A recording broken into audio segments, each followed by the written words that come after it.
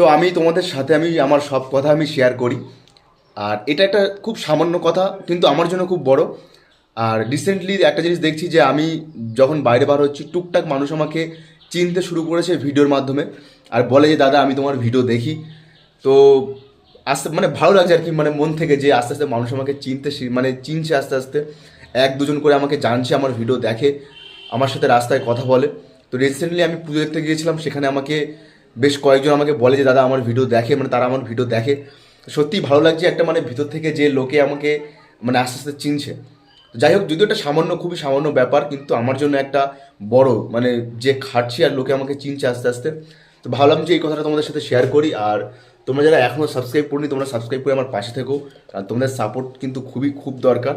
তোমরা যেভাবে আমার 1000 সাবস্ক্রাইবার পূরণ করেছো, ঠিক এইভাবেই কিন্তু পাশে থেকো। কারণ আমার কিন্তু অনেক, মানে এখনও অনেকটা বাকি, অনেকটা এগোনো দরকার, মানে এগোতে হবে সামনে। তো যাই হোক, সবাইকে অসংখ্য ধন্যবাদ যারা আমার পাশে আছো। আর আমি আশা করি যে তোমরা সারা জীবন থাকবে এইভাবে। তো চলো বন্ধুরা, টাটা।